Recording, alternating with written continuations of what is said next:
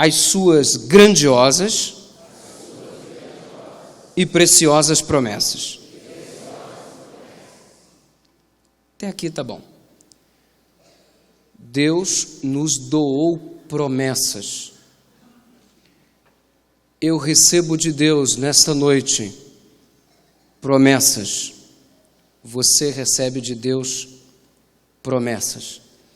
E antes de começarmos a estudar este versículo, eu quero convidar você a orar junto comigo.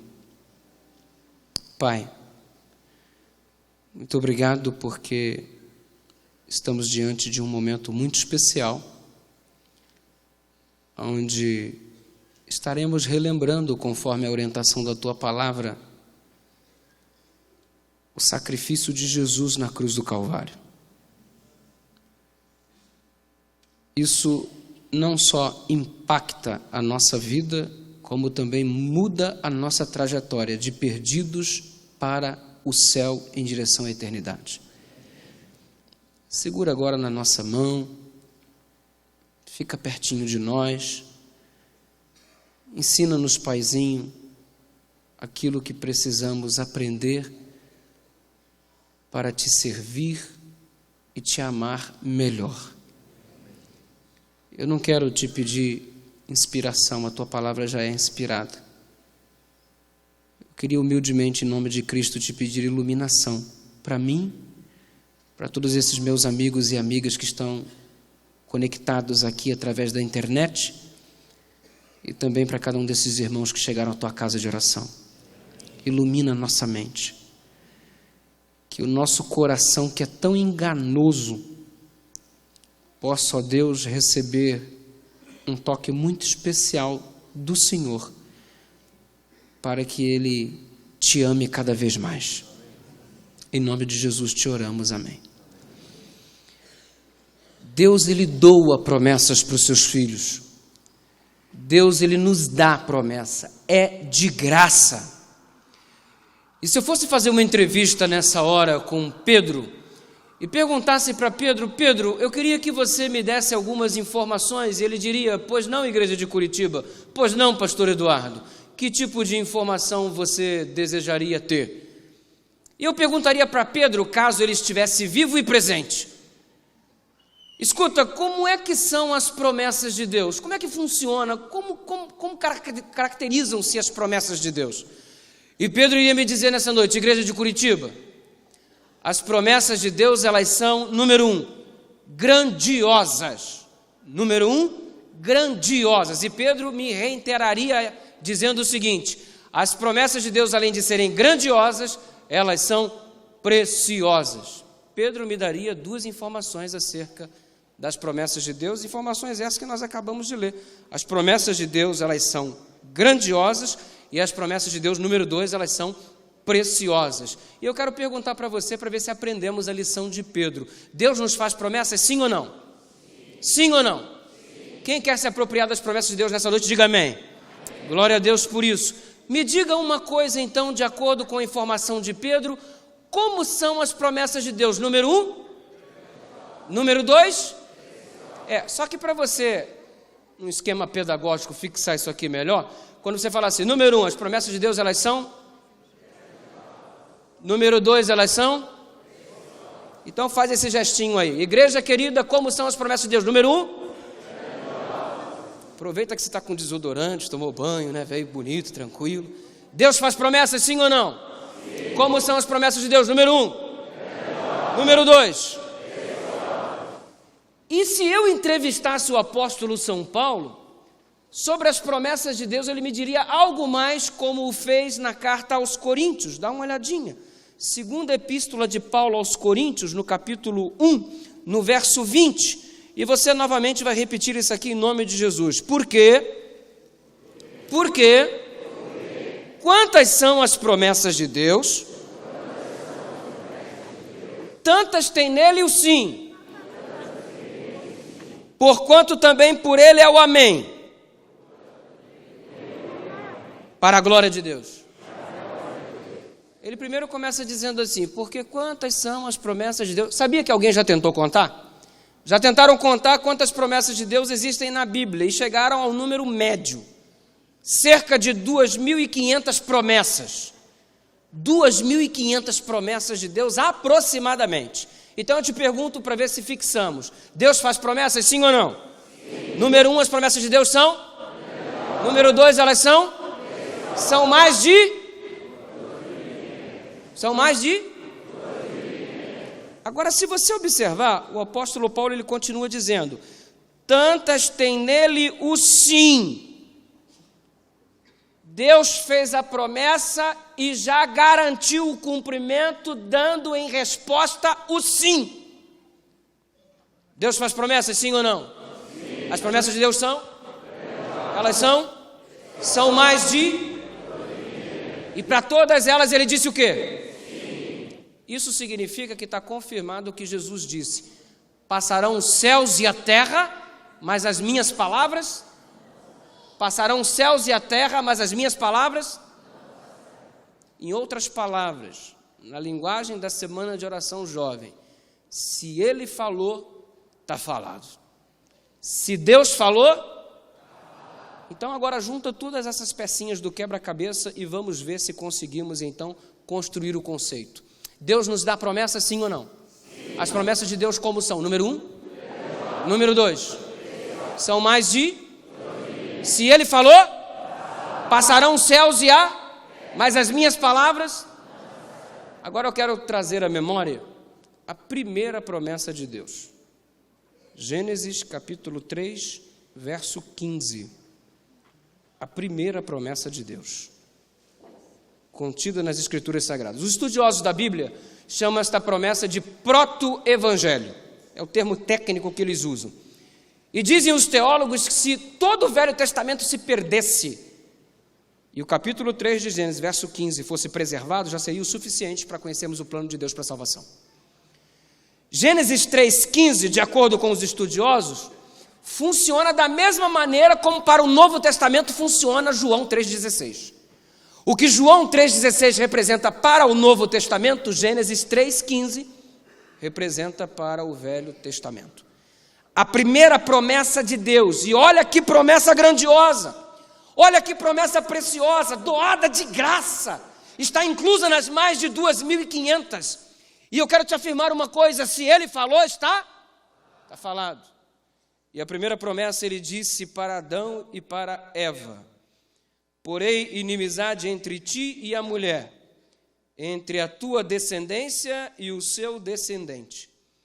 Este te ferirá a cabeça e tu lhe ferirás o calcanhar.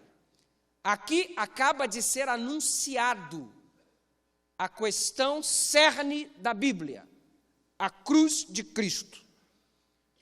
Ele seria ferido, porém esmagaria através de suas feridas a cabeça da serpente. E eu quero te dizer uma coisa nessa noite: eu quero que você se aproprie dessa promessa, porque o indivíduo que não se apropria das promessas que Deus lhe faz é um indivíduo medíocre. A qualidade de nossa religiosidade, a qualidade de nossa comunhão deve-se ao acreditarmos ou não nas promessas que Deus nos estende. E nessa noite nós devemos crer nas promessas de Deus, porque elas são?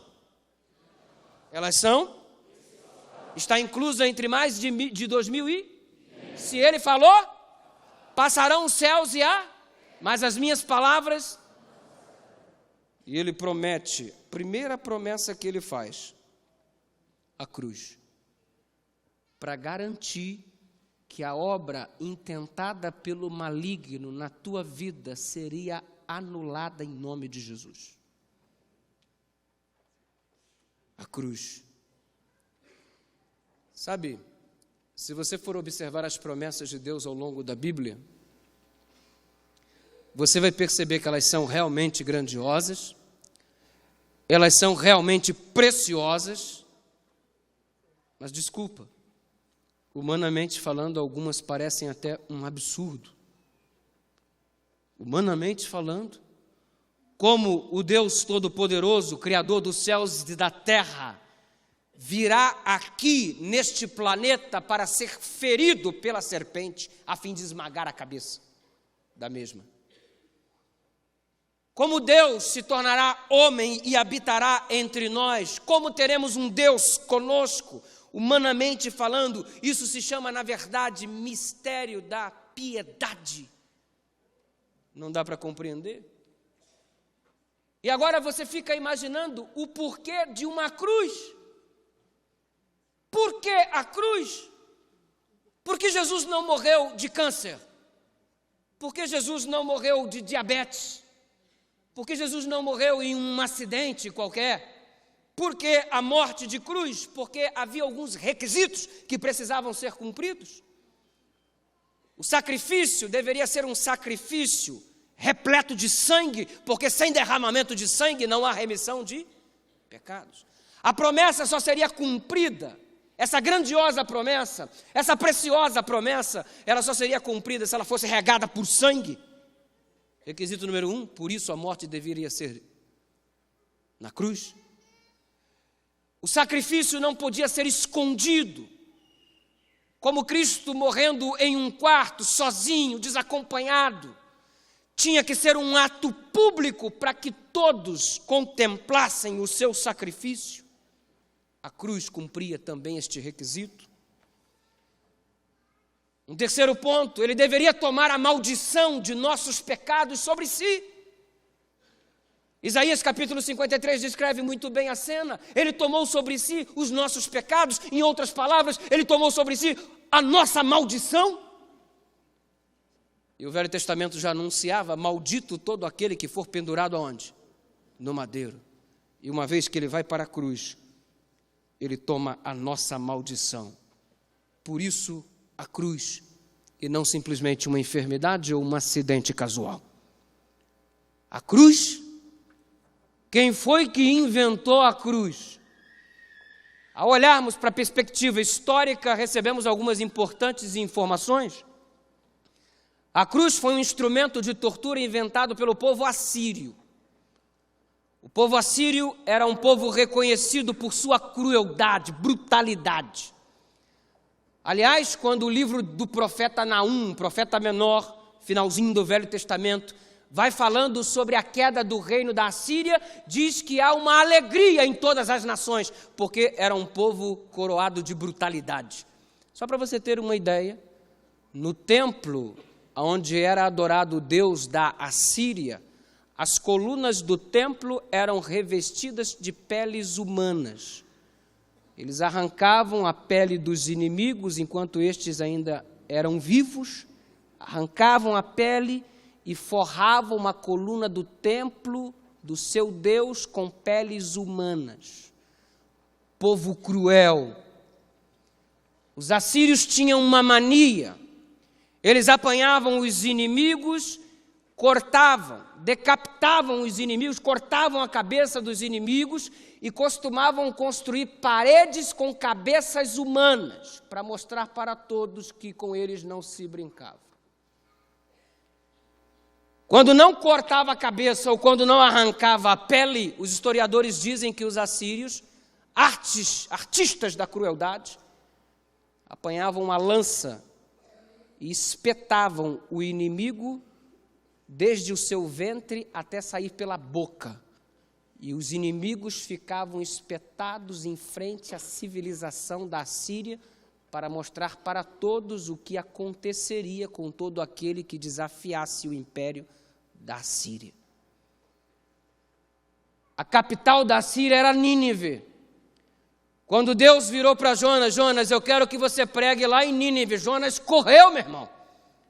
Vou pregar para aquele povo que corta a cabeça da gente, que arranca a pele da gente. Jonas deu no pé. Sabia perfeitamente de quem se tratava. Os assírios eram cruéis. Eles inventaram a cruz. Posteriormente, os romanos a utilizaram também como instrumento de tortura. E Jesus foi para a cruz, para cumprir a sua primeira promessa. Gênesis capítulo 3, verso 15. Promessa grandiosa, promessa preciosa, inclusa nas mais de 2.500. E ele bebeu o cálice até o fim, porque o que ele fala, ele cumpre. As promessas que ele estende para cada um de nós, ele cumprirá a todas, ainda que humanamente alguns julguem que sejam absurdas. Ele foi para o madeiro e assumiu toda a maldição. Promessa grandiosa, promessa preciosa. Depois de passar pela cruz, ele ressuscita ao terceiro dia, e o terceiro dia aqui deve ser uma contagem inclusiva, que na cultura judaica é feita do tempo, porque se alguém morre na sexta à tarde, domingo pela manhã, não é o terceiro dia, não se passaram nem um dia e meio direito, mas para o judeu um pedaço de um dia já é um dia por completo, forma inclusiva de contar o tempo, parte da sexta-feira, primeiro dia, sábado, segundo dia, parte do domingo, se já é uma parte, já é o dia por completo, 3 dias. Ao terceiro dia, ele ressuscita. Fica mais algum tempo aqui na terra, dá as últimas orientações, tem aquela conversa especial com Pedro, que o havia negado drasticamente. E agora ele ascende ao céu e faz uma promessa maravilhosa. Ou melhor, está relembrando os discípulos a promessa que anteriormente à cruz ele havia feito. Quando em um momento de confusão e de turbulência da alma, Jesus vira-se para eles em São João 14 e diz a partir do verso 1 até o 3, o texto que muito bem você conhece, ontem à noite você repetiu. Não se turbe o vosso, credes em Deus, credes também? Na casa do meu pai há muitas, se não fosse assim, eu não vos teria, pois vou preparar-vos, e quando eu for e vos preparar-vos lugar, e vos receberei para mim mesmo, para que onde eu estou, ou promessa, está inclusa nas mais de 2.000 e, se ele falou, pastor, dá licença, a cruz é um absurdo, a volta de Jesus também é um absurdo. Eu acho que vocês adventistas andam vendo muito filme. Jesus vai vir nas nuvens do céu com poder e grande glória. É o que vocês dizem, acompanhado de milhares e milhares de anjos, com grande clangor de trombetas, os mortos em Cristo ressuscitarão primeiro, nós, os que ficarmos vivos, seremos transformados no abrir e fechar de olhos. Ressurreição pode ser promessa grandiosa, preciosa, e vocês ainda me dizem, de acordo com Apocalipse 1, verso 7, eis que venho com as nuvens e todo olho o verá, pastor? Dá licença. O Sol é cerca de 365 vezes maior do que o planeta Terra. E neste momento aqui em Curitiba nós não o enxergamos, sendo ele tão grande como é. A Terra faz um movimento em torno do seu próprio eixo denominado rotação, que determina o dia e a noite. E por conta deste movimento, neste momento nós não enxergamos o Sol. O pessoal do outro lado, no outro hemisfério, lá no Japão, agora está enxergando. Se o Sol, que é tão grande assim, o planeta inteiro não o vê de uma só vez, agora você vem me dizer que Cristo será contemplado por todos de uma só vez? Que ele tenha 3 metros de altura? 2,5? 2? 1,80? 1,65? Como todo olho o verá? Que absurdo! Quem foi que disse que as promessas de Deus precisam ser coerentes para elas acontecerem, para elas se cumprirem? Quem foi que disse que você tem a capacidade de colocar Deus dentro do teu tubo de ensaio? Quem foi que disse que Deus tem que agir do jeito que você planejou? Quem foi que disse que as ações de Deus têm que acontecerem de acordo com o que tua mente formatou? Porque você acha que Deus tem que agir assim, então assim Ele agirá. Por acaso Deus cabe dentro da forma que você criou? As promessas de Deus, elas são grandiosas, elas são preciosas, ainda que pareçam absurdas. Se Ele falou, está falado. Ele te convida a vir a uma dimensão maior, superior, a dimensão da fé. E um pregador estava na igreja falando sobre a volta de Jesus. Pastor, é ceia, por que você está falando da volta de Jesus? Porque todas as vezes em que comerdes deste pão e beberdes deste cálice, anunciais a morte do Senhor até que Ele venha. Para mim não existe ceia sem falar da volta de Jesus. Nos apropriamos do corpo, somos lavados pelo sangue para estarmos prontos para nos encontrarmos com Ele. E o pregador estava falando, ele virá nas nuvens do céu com poder e grande glória, acompanhado de milhares e milhares de anjos, com grande clangor de trombeta. Os mortos em Cristo ressuscitarão primeiro. Nós, os que ficávamos vivos, seremos transformados no abrir e fechar de olhos. Depois seremos arrebatados, nos encontraremos com o Senhor nos ares, voaremos até Ele. O guri que estava sentado no primeiro banco disse, aí não, aí é demais. Voar, quem voa é passarinho, a cabeça do moleque. O pai dele estava pregando. Na hora do almoço, em casa. Ô pai, bacana seu sermão. Mas que negócio é esse que crente voa? Que história é essa? Pai, o moleque disse, o senhor viajou na maionese. Quem voa é passarinho. Ou então o senhor me explica. E as crianças às vezes têm um jeito esquisito, né? E colocam a gente numa situação, uma coisa tão simples que tende a se tornar algo tão complicado. E o pai ficou pensando, meu Deus, me ajuda a explicar esse moleque. E olha o que o pai fez. Ele foi até aquele quartinho de bagunça, onde a gente guarda tudo. E ele pegou uma bacia plástica enorme. E o menino, pai, que bacia é essa daí? Filho, a partir de agora isso aqui não é mais uma bacia. A partir de agora isso aqui é o mundo. A bacia é o mundo. O que é a bacia, igreja? Entendeu, menino? Tá bom, entendi, pai. E daí? O que isso tem a ver com o crente a voar? Calma. Ele foi lá dentro e pegou um pacote de pregos. Alguns novos, outros enferrujados, amassados. E esses pregos aí, não, filho, esses pregos aqui agora não vão ser mais os pregos. Esses pregos agora são os crentes da igreja, um bando de prego. Que isso, pai? Os pregos agora representam os crentes. A bacia representa o mundo. A bacia representa o quê? Os pregos. E jogou os pregos dentro da bacia. Pai, ainda não entendi. Calma, menino. Menino apressado. Foi lá na despensa e pegou um imã enorme. E veio com aquele imã enorme. E esse imã aí, pai?